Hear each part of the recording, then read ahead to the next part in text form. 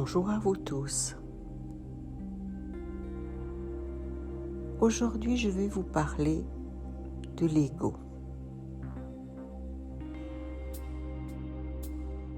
De cette partie de nous qui veut pas, qui décide, qui contredit, qui veut des choses vénales, de l'argent,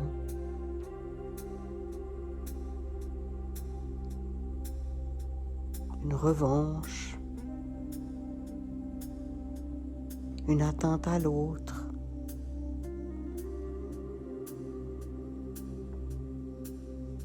Qui veut et qui veut et qui veut et qui veut. Il est important de parler de l'ego. Nous ne pouvons pas en tant qu'humains faire fi de l'ego. Il est là. Il est celui qui assure la survie, qui maintient une certaine peur et une certaine pression interne dans toutes circonstances, surtout dans des circonstances plus difficiles. Mais il est surtout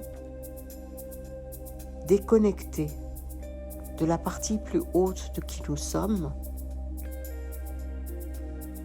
et ne prend nullement en compte ce qui est bon pour nous, ce qui est mauvais pour nous, et ce que notre âme ou notre partie supérieure souhaite pour nous. Je vous rappelle que récemment, nous avons commencé des vidéos de changement.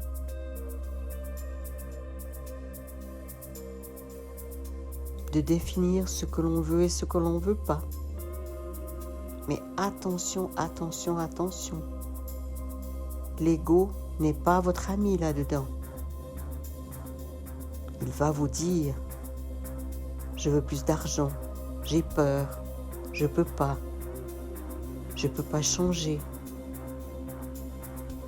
Je veux avoir 1 million sur mon compte en banque. Je veux avoir des petits pouces sur ma chaîne YouTube en nombre et en multiples. Non pas pour votre bien, mais pour satisfaire une partie de vous, vénale, et qui désire de la gloire pour les mauvaises raisons. Vous allez me dire c'est quoi les bonnes et les mauvaises raisons.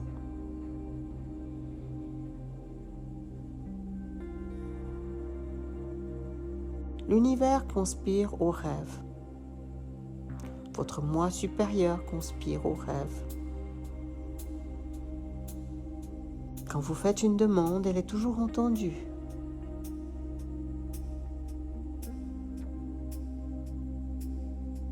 Qu'elle soit négative ou qu'elle soit positive, d'ailleurs. Et quand vous tricotez dans votre interne, avec je veux pas, je sais pas, je doute, j'ai peur, je veux plus d'argent, mais je sais pas comment je vais faire, mais je supporte pas, et que vous faites un tricot complètement ahurissant, vous donnez non seulement des ordres contraires à l'univers, mais surtout, vous donnez prise au pouvoir de l'ego, à cette partie de vous qui n'a pas grande utilité sur un plan plus large, mais qui est nécessaire à votre survie. À partir du moment où vous avez un toit sur votre tête, de quoi manger, de quoi vous chauffer et vous habiller, vous n'avez pas besoin d'autre chose au niveau d'un besoin fondamental. Tout le reste, c'est du superflu. Par contre, si vous avez besoin de vous délester d'un patron ignoble, d'un travail qui ne vous va pas profondément, qui vous met dans une situation d'esclave, c'est là où vous devez sortir, et je dis bien devez sortir de l'ego. Vouloir un autre travail risque bien de vous amener la même chose. Prenez du temps pour réfléchir et pour sentir cette partie-là. Sinon, vous recommencerez. Et vous aurez le même type de patron, puisque vous n'aurez pas changé d'énergie. Vous serez toujours esclave. Vous trouverez donc un maître pour vous malmener. Je vous encourage donc de prendre conscience de votre ego et de ses demandes futiles ou mal placées qui vont vous emberlificoter encore plus et vous emmener dans le 2e ou le 3e divorce, dans le 3e narcissique pervers que vous rencontrez.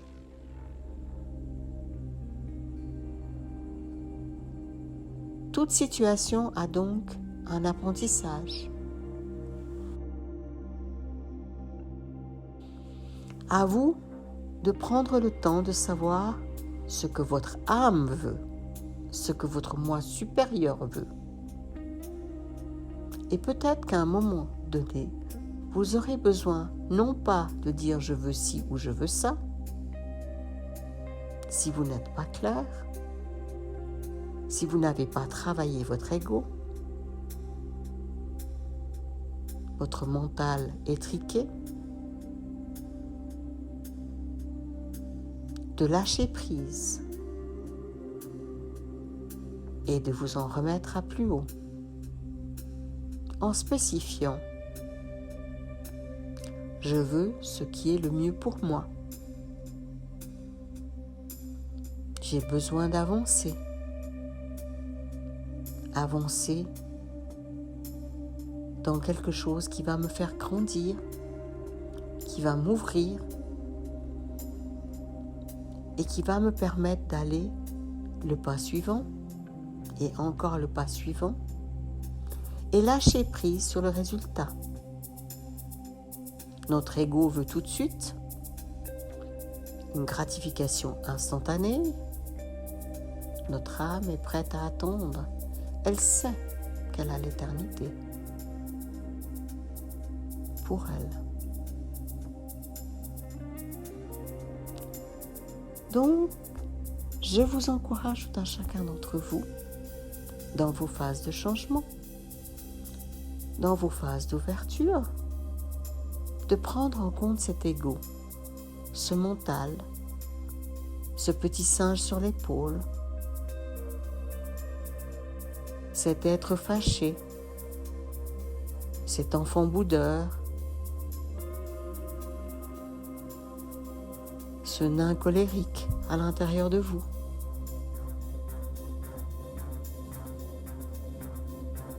Et d'envoyer toutes ces parties jouer sur la place publique, sur la place de jeu. Ne les malmenez pas. Riez de ces simagrées. Riez des stratégies que ces parties-là de vous mettent en place pour arriver à leur fin. Et en prenant de la distance, en riant, en jouant avec, en les titillant, elles prendront moins d'emprise sur vous. Et vous pourrez commencer à écouter votre âme, à oser autre chose, à lâcher ces parties pour permettre aux parties intemporelles de qui vous êtes d'émerger. À bientôt. Je vous remercie et me réjouis de vos commentaires.